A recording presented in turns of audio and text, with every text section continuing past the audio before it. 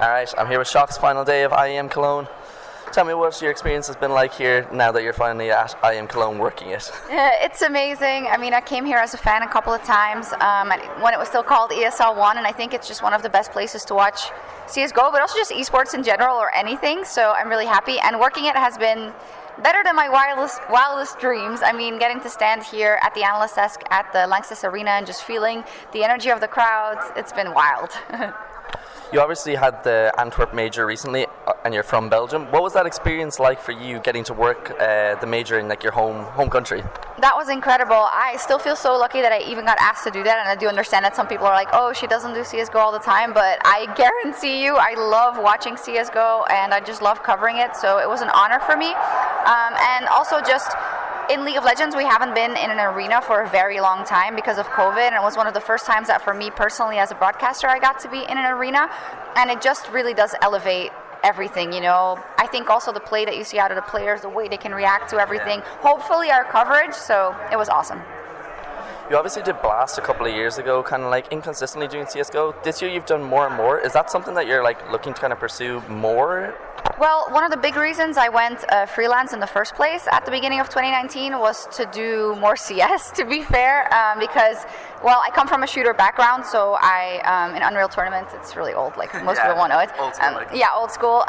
So I really wanted to do that because I've done League for so long, and I will always love covering League, and I have much love for the production, but at some point, as a host, I think you get, I don't want to say stuck, but like, I want to keep evolving, you know, just diving into CS and being able to cover it professionally was a big goal for me, and it started in 2019, but then the pandemic hit, and you know how it goes. And yeah, I wasn't really asked that much, which is totally fine because, like, even being here, the wealth of talent, broadcast talent for CSGO is through the roof, so it's insane. So I was never expecting anything to be thrown in my lap, but I'm really happy I got to do the major. I'm overjoyed I get to do this, and yeah, I hope I can do more.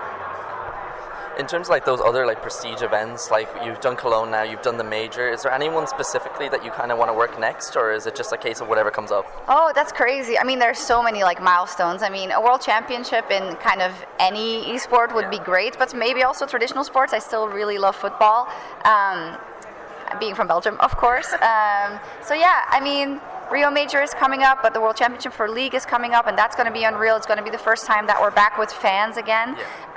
So I'll take it as it goes, but I'm just happy to do anything. I do like a Tier 2 CSGO event with pleasure as well, you know? Like, it's just about covering the competition for me.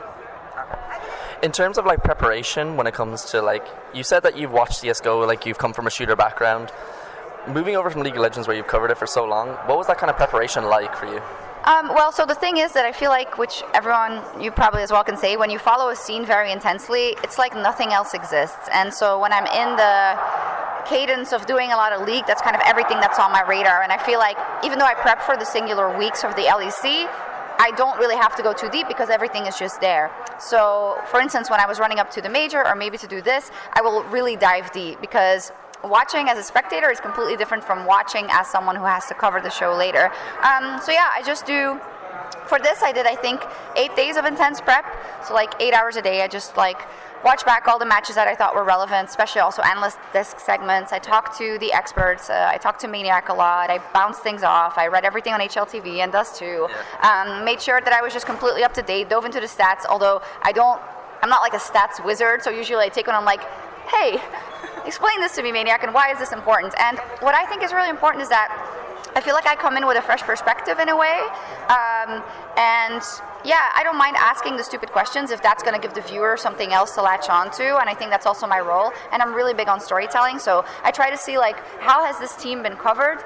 And when it's a team like FaZe or NAVI, like they've been covered a million times, and I try to think, okay, what is a different perspective we can get here, and how can that elevate the discussion and maybe give us another thing to root for if you're a fan in the crowd? And that's the way I look at my prep usually. From your preparation, you said that like you did quite a lot of it there. From this tournament specifically, IEM Cologne, who's kind of impressed you the most? And like, we have the final going on right now, FaZe NAVI. Which kind of way do you think it's going to turn out? Oh, it's so hard. I feel like the heart says NAVI because it would be great if they win here again in Cologne, but the head says FaZe because they have, I think, gotten peaking at the right time down to a T almost. It seems like, obviously, you could say, oh, the Rubet Cup, this and that, Dallas, this and that, but they have their eye on the prize, and they've said so many times how important Cologne is for them specifically, and I think you can see it. It's like such a well-oiled machine right now.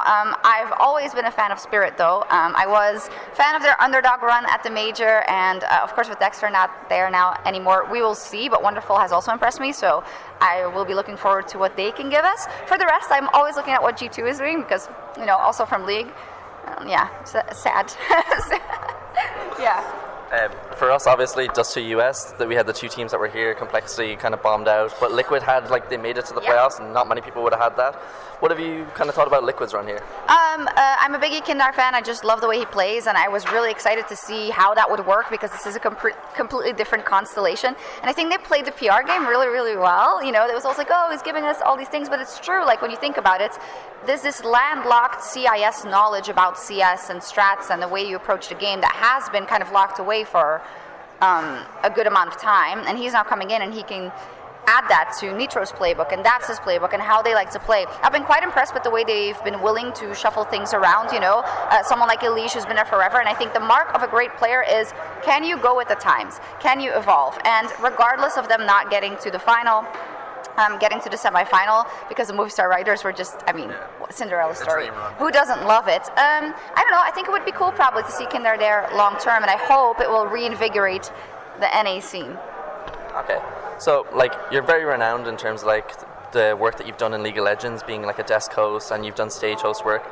What can you kind of say to aspiring desk hosts or stage hosts? Because I feel like it's an area that's not kind of discussed a lot in terms of the lower levels are breaking through. Yeah, that's a great point. I don't consider myself a very good stage host, by the way, but thank you. My voice is way too screechy, but I'm pretty happy with my desk work as of late. I would say for anything that is a job in broadcasting, start doing it and start sending your reels around, because we are so lucky right now in the golden age of esports that you have all the esports, and then you don't just have tier 1, we have tier 2, tier 3, academy leagues, challenger leagues, everything.